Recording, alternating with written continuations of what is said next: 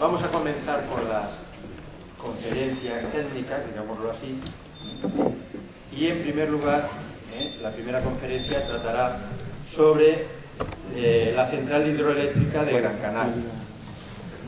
Será impartida por don Jonay Jesús Concepción, es ingeniero de Caminos, Canales y Puertos por la Universidad Alfonso X el Sabio, es ingeniero técnico de Obras Públicas por nuestra universidad, realizó el posgrado de Hidrología Subterránea por la Universidad Politécnica de Cataluña y lleva pues más de 12 años siendo jefe de sección de recursos hidráulicos en el Consejo Insular de Aguas de Gran Canaria.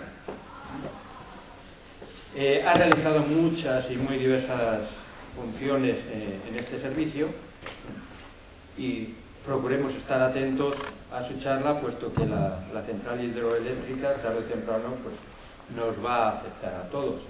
Esperemos que más temprano que tarde. Temprano. Cuando quieran. Sí. Bueno, buenos días a todos. Soy Jonay Concepción, soy ingeniero del Consejo Insular de Aguas. Les voy a hablar de Chira Soria. Bueno, Chira Soria es este gran proyecto, este gran elefante, del que llevamos escuchando hablar muchísimos años, 10 años. Y bueno, antes de empezar sí que me gustaría dar las gracias a la organización por haber contado con nosotros para este momento. La verdad que para mí personalmente, yo empecé en esta universidad, donde están sentados ustedes ahora mismo, antes no era así, eran unas sillas negras con unas tablas de madera donde sufríamos los exámenes, por lo cual volver aquí pues siempre es agradable.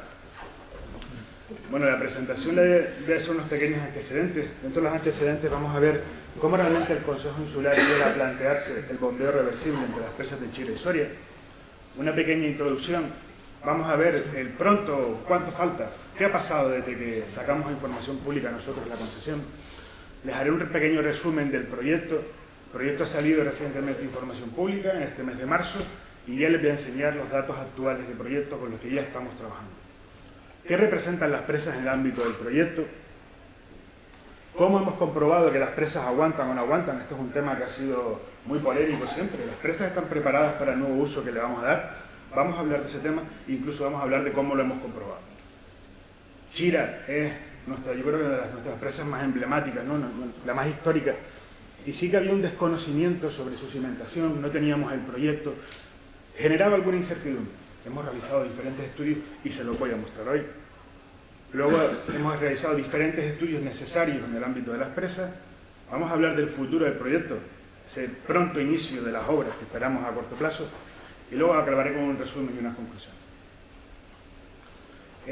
A principios del año 2000, el Consejo Insular de Aguas se plantea el bombeo reversible entre las presas de Chira y Soria como una central que sea capaz de atender a los picos de la demanda durante el día, turbinando desde Chira hasta Soria. Y luego, posteriormente, en horario nocturno, en hora valle de la demanda, invirtiendo el sentido, llenar la presa de Chira mediante un bombeo para el día siguiente volver a funcionar de la misma manera. Este es el esquema que nos planteamos. El embalse superior es Chira, el embalse inferior es Soria y la central que genera el bombeo reversible con una potencia estimada de 200 megavatios. 200 megavatios es aproximadamente el 36% de la demanda pico de la isla. Pero claro, esto es Soria, esto es 2017. Aquí tenemos el desagüe de fondo, 120 metros de altura sobre cauce, prácticamente vacía. ¿Cómo teníamos pensado producir energía en estas circunstancias? No era viable. En la concesión administrativa ya se prevé la implantación de una planta desaladora en la zona arguineña. Bueno, en el año 2010 ya el Consejo Insular saca a concurso la concesión administrativa para el desarrollo del bombeo reversible y cuando ya se lo tenemos adjudicado a Endesa en 2011, en 2013 sale la ley 17 de 2013 en la cual se establece que en los sistemas eléctricos extrapeninsulares la generación mediante bombeos reversibles tiene que estar en manos del operador del sistema. Esto es red eléctrica. Con lo cual, la tramitación desde el 2011 hasta 2013 se ve interrumpida en este momento. Si en julio del 2015, después de 2 años de intensas negociaciones entre Red Eléctrica y Endesa, el Consejo Insular acepta la subrogación de Red Eléctrica a la concesión administrativa. En julio de 2016, tengo que decir que después de un año intenso de trabajo, ahora hablaremos porque el proyecto de Endesa, que era una central para generar frente a las necesidades de red eléctrica de operar el sistema, es un concepto totalmente diferente. En este año, desde julio de 2015 a julio de 2016, se elabora un nuevo proyecto con un nuevo concepto para en mayo del 2017 otorgar concesión administrativa al Consejo como administración concedente para que desarrollen ese proyecto. Sí que bien es cierto que se condiciona que durante la ingeniería de detalle y desarrollo del proyecto era necesario mejorar distintos aspectos. Bueno, Red Eléctrica se pone manos al asunto y en julio del 2018 contrata ese contrato de ingeniería para desarrollar los documentos necesarios. Bueno, ya estamos en marzo de 2019, ya estamos, no sé si llegan a verlo desde ahí porque está en la parte inferior, pero ya tenemos el proyecto modificado, lo que se denomina el modificado 1, actualmente en información pública, y que es el último documento con el que acabará la tramitación administrativa del proyecto. Esto es una gráfica a modo de ejemplo. Endesa, esta variación de volumen a lo largo de la semana, este podría ser el planteamiento que se sacó a concurso en la concesión administrativa. Turbinamos durante el día y llenamos durante la noche. Esto no es real porque realmente los rendimientos de turbinación y de bombeo son totalmente diferentes, pero quiero que a modo ilustrativo se queden con la idea. Este fue el planteamiento cuando sacamos nosotros a concurso la concesión. Ahora, operador del sistema, las necesidades son totalmente diferentes. Este podría ser un ejemplo de cómo podría operarse esa central durante una semana. Vamos turbinando, turbinando, turbinando, turbinando y en el momento que empezamos a bombear, en función de las necesidades que tenga el sistema. Puede darse el caso que durante una semana entera no se turbina nada.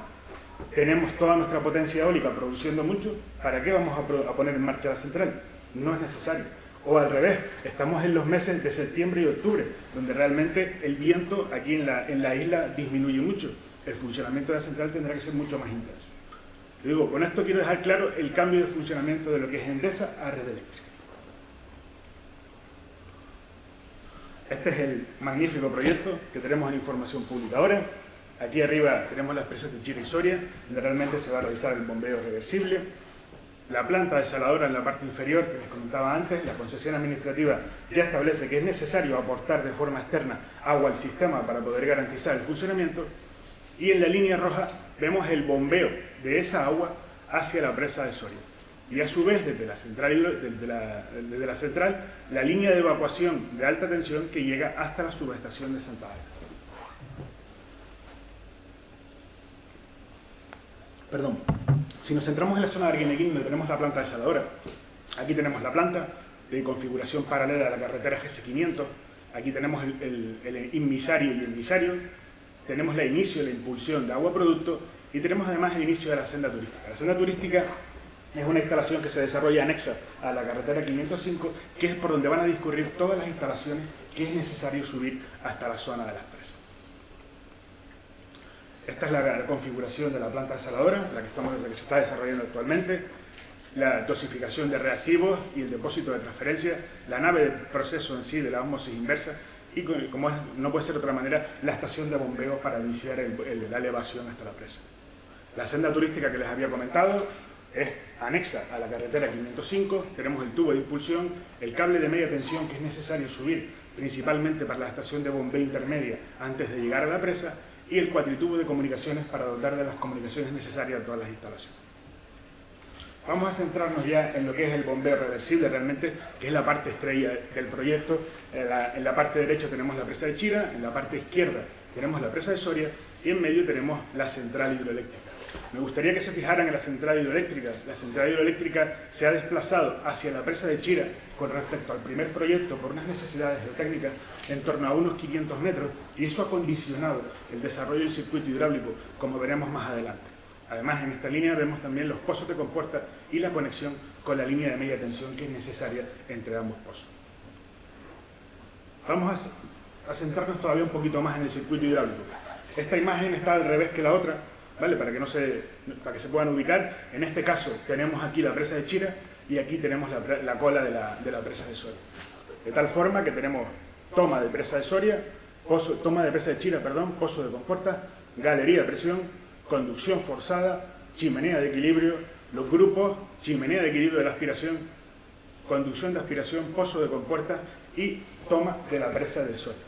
El haber desplazado la central hacia la presa de Chira, ha modificado ha generado que la longitud de aspiración haya aumentado casi 500 metros. Este aumento de la longitud, ¿qué motiva? Pues que ya no es solo necesario de disponer de una chimenea de equilibrio en la conducción forzada en el circuito de alta presión, sino que además necesitamos disponer de una chimenea de equilibrio en el circuito de baja presión, lo que es en la aspiración. Esta chimenea de equilibrio, al contrario que la de la conducción forzada, no sale a superficie, se mantiene fluctuando directamente en el interior de los túneles. Hacemos otro zoom un poquito más y pasamos a ver las dos cavernas. La primera caverna, la caverna de los grupos, y la segunda caverna, la caverna de los transformadores. En la caverna de los grupos vemos la llegada del circuito de alta presión, chimenea de equilibrio, y vemos el hexafurcador de entrada. Ahora comentaremos, hoy como estamos entre ingenieros, vamos a hablar un poquito del hexafurcador ese del circuito de alta presión, y el hexafurcador del circuito de baja presión es similar, configuración en peine muy parecida a la anterior, y que veremos ahora.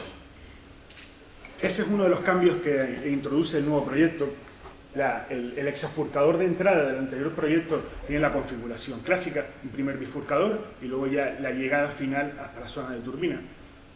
Mientras que el nuevo actual, la configuración en peine, motiva que si bien es cierto que todos los grupos trabajan para el mismo salto bruto, el salto neto en función de las bombas que estén trabajando en cada momento es diferente.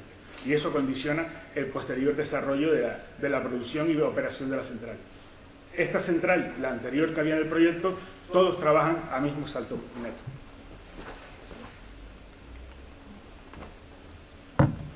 Si hacemos una sección longitudinal de la caverna de los grupos, vemos las 6 turbinas Francis, el eje vertical y los generadores en la parte alta.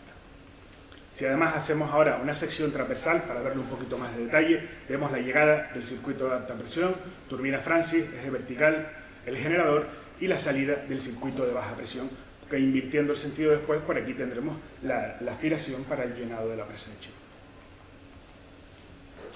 Las tomas. Las tomas es otro de los aspectos novedosos de este proyecto, un cambio bastante importante en el concepto. Las nuevas tomas son tomas verticales circulares en pozo de 5 metros de diámetro, con un diámetro superior que alcanza los 18 metros. Aunque parezca así muy sofisticado, prácticamente es como la alcachofa que tenemos todos en la ducha de casa. Lo que pasa es que 180 veces más grande. ¿Vale? Y esta es la nueva toma que se ha planteado en el proyecto, con unas necesidades hidráulicas importantes aquí en este codo. Si lo comparamos con la toma anterior del proyecto, la toma anterior era una toma bocinada en ladera, clásica, una toma hidroeléctrica de una central, y vemos el cambio de configuración que tenemos al actual, que como les comento tiene casi 18 metros de diámetro y 5 metros de diámetro en la conexión con el circuito de alta presión. Vamos a poner un poquito de números del proyecto, de todo esto que hemos hablado en general, para ver la magnitud que tiene el proyecto. La planta desaladora que se ejecuta en la zona de Arguineguín son mínimo 2 líneas de 2.600 metros cúbicos al día para atender al déficit que tiene la cuenca, y que, bueno, aunque inicialmente el proyecto plantea una conversión al 45%, hoy también en el foro en el que estamos sabemos que llegar al 45% de conversión actualmente es muy complicado, pero bueno, son los datos teóricos con los que estamos trabajando actualmente. Tiene un inmisario y un emisario, ambos son de polietileno de alta densidad, el primero de casi 995 metros y 560 milímetros de diámetro, y el segundo de casi 1500 y 500 milímetros de diámetro. La elevación desde la zona de Arguineguín hasta las presas, como les dije, necesitaba un punto intermedio, de ahí el cable de media tensión que iba en la senda turística, y son dos tramos aproximadamente de unos 300 metros de diferencia de cotas, teniendo el primero unos 17 kilómetros de longitud y el segundo una longitud ligeramente superior a los 4 kilómetros. Es importante dejar claro que en ambos tramos se combinan dos soluciones. El primer tramo va a ser siempre de fundición dúctil y el segundo de PRFV de PN32, ambos en 350 milímetros de diámetro. Vamos a la parte más importante del bombeo, el circuito hidráulico. El circuito hidráulico, la conducción a presión, tiene casi 1 kilómetro y un diámetro de 5 metros de diámetro. Una tubería de 5 metros de diámetro para llevar agua hasta las turbinas. La conducción forzada en pozo, una calle libre de 350 metros de diámetro, ligeramente superior, y 4 metros de diámetro. La conducción de aspiración tiene 1210 metros. Esto es lo que les comentaba antes. Es más larga la longitud de aspiración que la longitud de la conducción a presión, y es por haber desplazado la central hacia la zona de Chile. Y también tiene 5 metros de diámetro. La chimenea de equilibrio del circuito de alta presión son 101 metros y 6 metros de diámetro, con una obturación a 2 metros y medio en la llegada al circuito de alta presión, Y la chimenea de equilibrio de baja presión tiene 157 metros de altura, 8 metros de diámetro y una obturación a 3 metros. Los grupos turbobomba, ya hemos hablado que son 6 Francis de eje vertical, con un caudal en modo turbina de 68,4 metros cúbicos y 53,4 en modo bomba. La potencia nominal en turbina son 200 megavatios y la potencia nominal en bomba 220. El salto bruto máximo es de 347,23, mientras que el salto neto, como ya les comenté antes, es variable en función de los grupos que estén operando en cada uno. La central son 2 cavernas. Supongo que hemos leído todos en prensa que son 2 cavernas en las que entra la Catedral de Santa Ana. Pues ni juntándolas entra la Catedral de Santa Ana, a no ser que le quitemos los campanarios. Pero bueno, en cualquier caso tiene casi 85 metros la primera, 31,70 y 17 metros de altura, y la de los transformadores, con la misma longitud y un poquito más estrecha, sí que es un poquito más alta, hasta casi 34 metros. La línea eléctrica de evacuación, desde la zona de las presas hasta la subestación de Santa Águeda, es una línea principalmente aérea, de unos 17 kilómetros de longitud, sustentada en 41 apoyos. Es un doble circuito de 220 kilovoltios, y sí que tiene 2 tramos chiquititos subterráneos, que es el necesario para salir de la subestación hasta el primer apoyo, y el final desde el apoyo 41 hasta la subestación de Santa Águeda. Bueno, la senda turística, como les comenté anteriormente, va ubicada en la tubería de impulsión, el doble circuito de 20 kilovoltios de media tensión y además el cuatritubo de comunicaciones para dar a todas las instalaciones. Como datos adicionales, hemos oído hablar muchas veces, Chira Soria es la gran pila de Gran Canaria. ¿Cuánta pila es? Pues tanta pila como energía podamos almacenar. ¿Quién limita el sistema? La presa de Chira. La presa de Chira tiene 5,6 hectómetros y el volumen útil, teniendo en cuenta el volumen mínimo de operaciones que hemos establecido, es en torno a 4 hectómetros cúbicos. Eso supone que las horas de turbinado a caudal máximo son 16 y las horas de bombeo a caudal máximo son 8. Esto no es real tampoco. No podemos funcionar, no podemos estar turbinando 16 horas a caudal máximo porque luego no tenemos tiempo a llenar. Porque además recuerden que el caudal de bombeo es inferior al caudal de turbinado. Estos son los datos teóricos máximos con los que se trabajan y se los pongo aquí de modo representativo. El plazo inicial de las obras son 65,7 meses y el presupuesto, que es otro de los datos bastante comentados actualmente, son 391 millones de euros. ¿Qué representan las presas en el ámbito del proyecto? Bueno, pues actualmente, como todas las presas de la isla, son embalses de regulación. En el caso de Endesa, además nos planteamos que la explotación de las presas fueran de forma conjunta, ellos iban a explotar los embalses y la responsabilidad sobre las presas iba a seguir siendo nuestra, y que habíamos pactado llegar a un consenso de cómo repartíamos esas responsabilidades. Llega Red Eléctrica en 2015 y nos dicen, conforme a mi objeto social, nosotros no podemos operar las presas, no podemos asumir ninguna responsabilidad de ese tipo, con lo cual desde 2016 cambiamos la forma de pensar que tenemos sobre las presas e iniciamos la contratación de diferentes estudios técnicos necesarios para evaluar la idoneidad de las presas para el desarrollo del proyecto. Tanto a Endesa como a Red Eléctrica, conforme a los datos que fuimos viendo en cada momento, se les fueron requiriendo diferentes estudios para garantizar el funcionamiento. Bueno, esto no es nada nuevo. Este funcionamiento en el que nos planteamos, Red Eléctrica va a estar operando los embalses y nosotros operamos las presas y asumimos la gestión de esas presas, no es nada nuevo. El organismo regulador de seguridad de presas de Argentina funciona así. Habitualmente ellos sacan una concesión administrativa, pero sacan la concesión administrativa solo de las aguas embalsadas con fines hidroeléctricos y la explotación de lo que es la presa y la correcta gestión de la misma siempre recae sobre la administración, garantizando el funcionamiento y la seguridad de la población ubicada aguas abajo. Hablamos antes de Chira, realmente 4 hectómetros que eran la pila que podíamos generar, pues eso viene limitado realmente por las velocidades de descenso principalmente que íbamos a tener en los embalses. Se ha establecido que el nivel mínimo de operaciones es la cota 885 y he derivado que a partir de esa cota hacia abajo las velocidades de descenso aumentan mucho.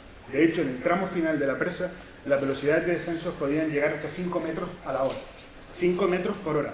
Podríamos estar sentados tranquilamente en la ladera de la presa de Chira y podríamos ver cómo desciende el agua. La velocidad de descenso ha quedado limitada a donde está la línea verde, que es en torno a 1,5 metros a la hora. Además de eso, para que no garantice que nuestras tomas que tenemos en la presa queden siempre operativas en función de la cota que tenga el embalse. Bueno, la presa de Soria, nuestra histórica presa, ¿no? Presa Soria, como dato curioso, está entre las 10 presas más altas de España, en altura, pero si lo hablamos en capacidad de embalse, estamos realmente a la cola. Soria tiene 32 hectómetros cúbicos y la presa de mayor capacidad de España es La Serena, que tiene 3.300 hectómetros cúbicos. Inició las obras en el 61 y las acabó en el 74. Es una bóveda de 32,3 hectómetros, tiene 120 metros de altura sobre el cauce y 132 sobre cimientos, una longitud de coronación de 148,45 metros. Es un arco puro de 65 metros hasta la cota 533. El radio se amplía a 66,1 hasta la cota 551 y es un arco de 3 centros desde la cota 551 hasta la 607. Esta es una configuración singular. La presa de Soria realmente se empezó como un arco puro, un arco gravedad, y a partir de esta cota, de la 551, fue cuando realmente se le dio, perdón, de la 533, fue cuando se le dio realmente la doble curvatura. Si pasamos aquellos datos a plano, en la imagen de la izquierda podemos ver la configuración de la ménsula central y en la imagen de la derecha la distribución de arcos en planta, observando los centros que definen la parte alta. En esta gráfica, que es la configuración de la bóveda, vemos el desplome y las líneas verdes que tiene hacia aguas abajo las estribos. Fantástica presa de la foto del paramento de aguas abajo, el Make a Wish, a ver si conseguimos quitárselo algún día. El paramento de aguas arriba, también la verdad que es una pena, muy bonito ver la presa así, pero realmente es una pena que no esté de agua hasta la coronación. Y en esta vemos la característica de la bóveda, el desplome que tiene hacia aguas abajo frente a los estribos. En este lado conseguimos ver casi todo el paramento. Este es el desagüe de fondo de la presa de Soria. En 2017 conseguimos verlo, por desgracia, casi totalmente en superficie. En esta foto no se ve, pero se ve incluso el conducto que cruza a través de la presa. Pero bueno, por un problema derivado de la puesta en carga, esta es la salida del desagüe de fondo. No tenemos desagüe de fondo. Hay una brida ciega y un dado de hormigón delante, que eso es una de las obras que tendremos que hacer ahora. En esta foto además tenemos a nuestro recién jubilado Juan Ramírez, que ha sido el vigilante de la presa durante más de 60 años. Soria se construyó por métodos convencionales, cambiaríamos las grúas con las que la haríamos hoy en día, pero realmente es construcción actual. Chira empezó a construirse antes, empezó a construirse en el año 50, y se construyó con 3 proyectos diferentes, finalizando las obras en 1965. Es una presa de gravedad de planta curva, de radio 400, y tiene un volumen máximo de 5,64 hectómetros cúbicos. Tiene 32 metros sobre el cauce y 41 metros sobre cimiento. Este es el dato que ha sido comprobado recientemente, primero porque hemos encontrado el proyecto que no sabíamos dónde estaba y que hemos conseguido localizarlo, y además, antes de conseguir el proyecto habíamos realizado un estudio geofísico y habíamos contrastado la profundidad de la presa coincidiendo con los datos del proyecto. Tiene 256,7 metros de longitud de coronación, tiene un talud de aguas abajo de 0,75 y un talud de aguas arriba de 0,05, con unos paramentos de sillares que lo que hacen es confinar un relleno. Esta presa la pueden coger del Chira, la podemos llevar a donde ustedes quieran del mundo, que si el terreno aguanta las cargas de conforme a los pesos que le vamos a transmitir, es estable. Es una configuración de libro para hacerla en cualquier sitio. Esta es la sección tipo de la presa. La cimentación ejecutada antes de los años 50, la primera parte de la presa, una mampostería identificada como 2, y la tercera parte de la presa como mampostería número 1. Realmente la obra se paró a esta altura, más o menos, como veremos más adelante, que fue lo que es la última fase de ejecución de la presa. En este detalle de lo que sería la sección tipo del segundo proyecto, vemos la pantalla de mortero de mampostería hidráulica, que realmente es la impermeabilización que tenemos del núcleo de la presa. Esta es la foto del paramento de aguas abajo de la presa de Chira, vista con un dron. Y este es un detalle del paramento. Justo en esta zona, ¿ven esta junta que tenemos aquí? Esto es lo que denominamos una junta fría en la ejecución y que ha sido ha sido objeto de diferentes análisis para comprobar que no tenemos una discontinuidad a esa cota. Esta es una vista del paramento de aguas arriba y vemos perfectamente la curvatura en planta que tiene la presa. Esta, como vemos, se ejecutó de una forma diferente. No es una presa de hormigón, como ya les había adelantado. Vemos incluso en la imagen inferior derecha la época en la que la presa paró su ejecución, y en la foto que está inmediatamente superior vemos esa junta derivada de distintas épocas de construcción. Además fue la época en la que se le dio ya la curvatura final que tiene el pretil de progresión. ¿Aguanta o no aguanta la presa? Siempre se ha hablado mucho de esto, realmente le vamos a someter a unas oscilaciones muy grandes. ¿Qué pasa con las presas? Bueno, pues las hemos comprobado. Las hemos comprobado precisamente con un modelo de diferencias finitas de tipo explícito. Luego Víctor seguramente hablará de los elementos finitos, diferencias finitas. Bueno, ¿por qué nos hemos decantado por diferencias finitas? Porque realmente lo que nos permite las diferencias finitas es modelizar los contactos. Concretamente hemos trabajado con FLAC 3D, y FLAC 3D, si tienes las características resistentes del contacto, puedes modelizar lo que sea. Y eso nos ha venido muy bien en el caso de la boda para poder modelizar la junta y aparte el contacto presa-cimiento, y en el caso de Chira para poder modelizar la junta intermedia y el contacto presa-cimiento.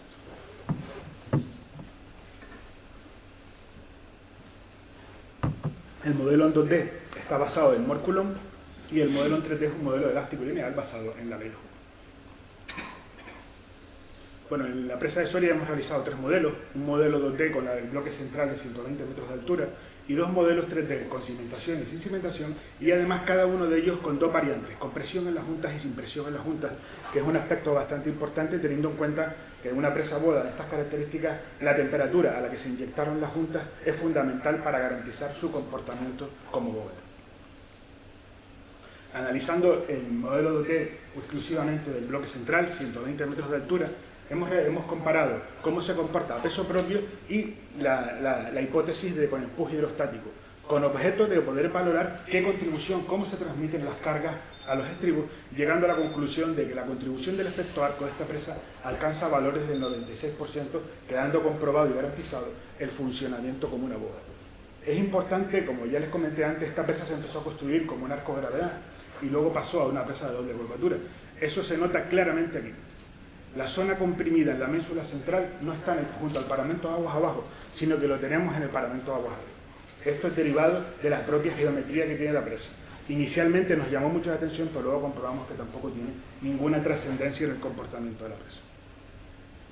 Estos son los modelos 3D con los que hemos trabajado. Y desde el punto de vista de las tensiones, a peso propio, vemos que un comportamiento bastante simétrico, excepto en la zona del estribo de la margen izquierda, que es derivado de la propia morfología. Es un estribo muchísimo mayor que el derecho, y eso genera que el reparto de tensiones a peso propio no sea totalmente simétrico como debería ser de esperar. Pero sin embargo, para peso propio, empuje hidrostático y temperatura máxima, la gran sorpresa es que la presa está prácticamente sometida a compresión, lo cual es una garantía para el funcionamiento de una estructura de estas características, y que además el máximo despegue, teniendo en cuenta la resistencia a tracción del contacto, la apertura de grieta que todos hemos estudiado en obras hidráulicas, está en torno a 1,8 metros. Y finalmente los desplazamientos. Hemos hablado de las tensiones, el otro valor importante, los desplazamientos, además en el centro de la corrección. Desplazamientos que alcanzan valores máximos de 5 milímetros con unas amplitudes esperadas que no superarán nunca los 10 milímetros, por lo cual garantizado y dentro de los estándares habituales de una presa de estas características. Bueno, ¿qué conclusiones podemos sacar de la modelización? La presa presenta una fuerte coacción derivada de los estribos y la cimentación, una gran sensibilidad tensional. Comentamos que cuando se eleva la temperatura, la presa está íntegramente sometida a compresión.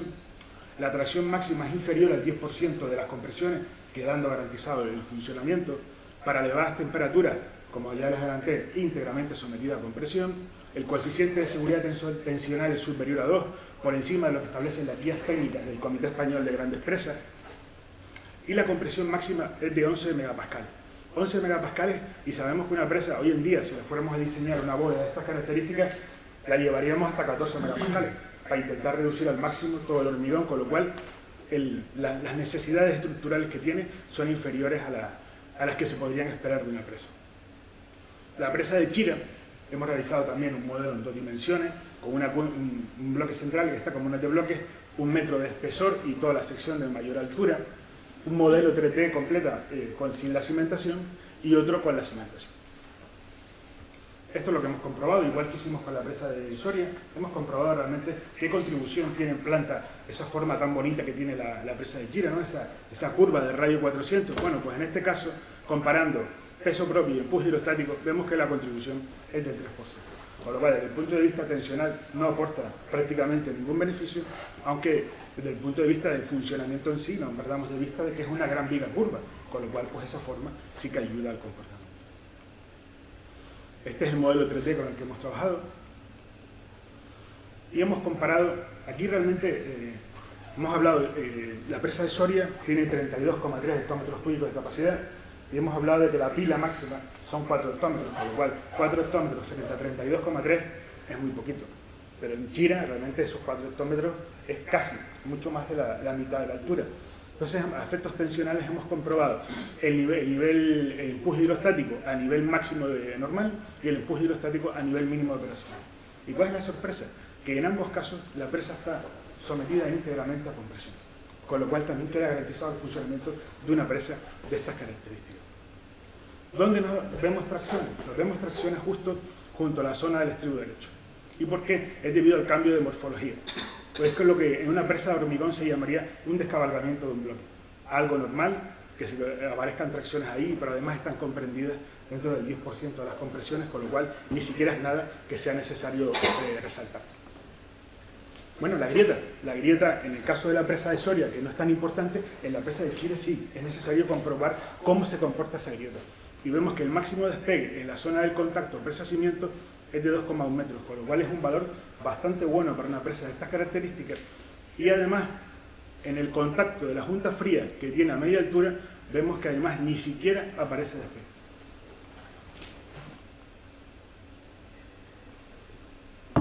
Al igual que en Soria, hemos comprobado los desplazamientos y desplazamientos que quedan del orden de 7 milímetros, con lo cual también es un funcionamiento normal para una presa de estas características.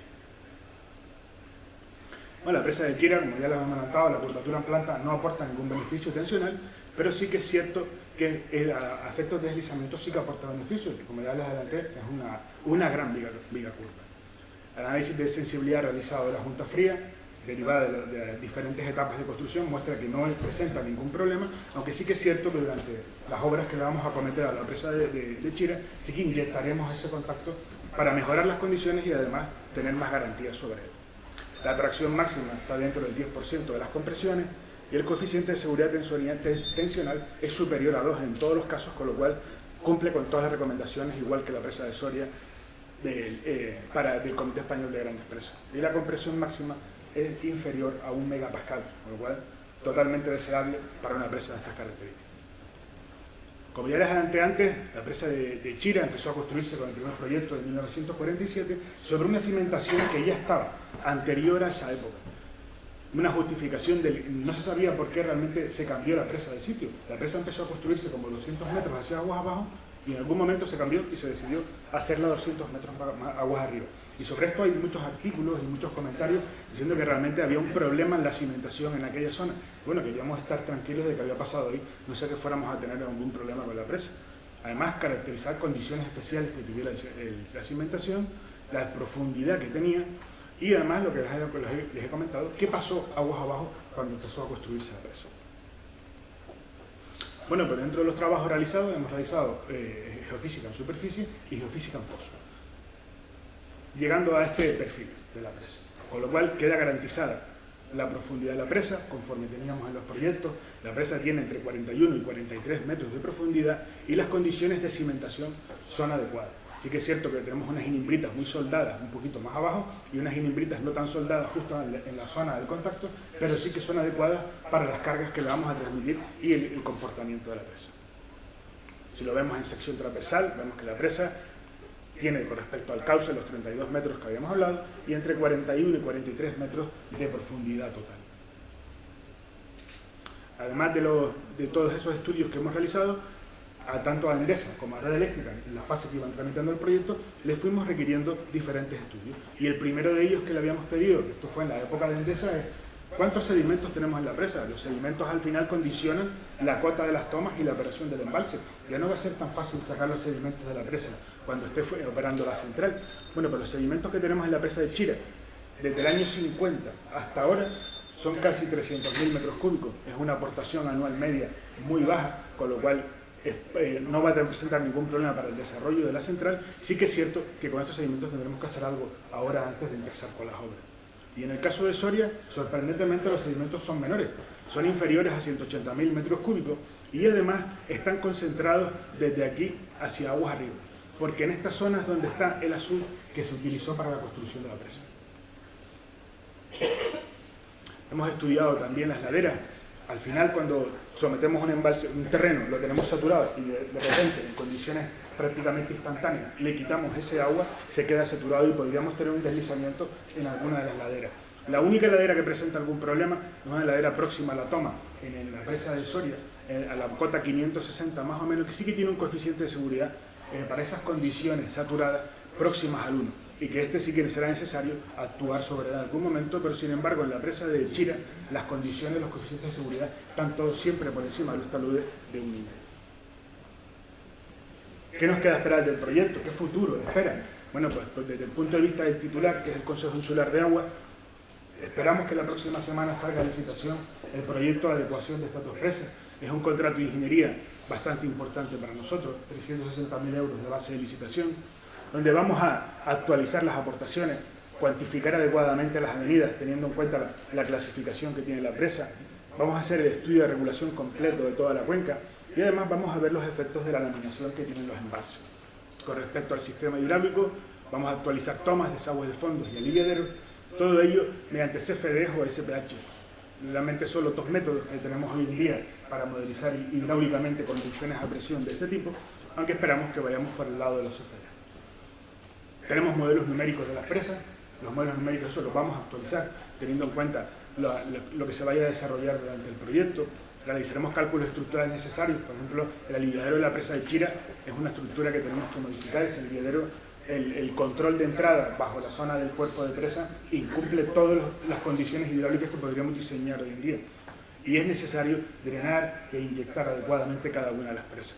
Además, realizaremos una ocultación de cada una de las presas y ya pasando de Estados Unidos a España, vamos a empezar con lo que es el análisis de riesgo. El análisis de riesgo en fase de proyecto no se ha realizado todavía en España y sí que queremos que nuestro proyecto sea innovador en eso y que realmente hasta la hora de priorizar inversiones sean aquellas inversiones que consiguen disminuir el riesgo general de la estructura. Y además tenemos en licitación, este no saldrá ahora, saldrá para abril, un proyecto para redactar los documentos del archivo técnico, de redactar documentos e implantar el archivo técnico. Las presas necesitan una revisión general de la seguridad. En estos años hemos ido por allí muchísimas veces, hemos hecho muchos informes, pero sí que es necesario elaborar un documento obligado, además, obligado por ley, que es la revisión general de la seguridad de cada una de las presas. Necesitamos actualizar el XISLA-IT, el XISLA-T son las coordenadas y T representa qué es lo que ha ocurrido en el tiempo, adaptar esos documentos a día de hoy. Necesitamos clasificarlas en función del riesgo potencial. A nadie se le escapa que si se rompe el Chira o se rompe Soria, lo que pasa aguas abajo son un montón de muertos, con lo cual ya sabemos qué es, pero necesitamos plasmar eso en un documento. Necesitamos tener las normas de explotación de nuestras presas. ¿Cómo se van a explotar a día de hoy? ¿Cómo se van a explotar además cuando esté la central hidroeléctrica operando? Bueno, pues esas normas de explotación es el documento más importante de una presa. Es el documento que cuando una presa falla, el juez llama al jefe de explotación y vente con las normas. Sí, y esto es lo que necesitamos tener de todas las presas. Elaboraremos los planes de emergencia de presas y además su proyecto de implantación.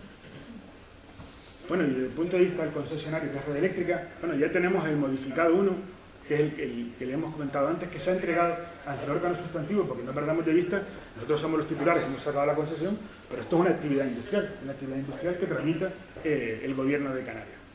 Y que además, con el resultado de la información pública, será elevado a impacto ambiental para obtener la declaración de impacto.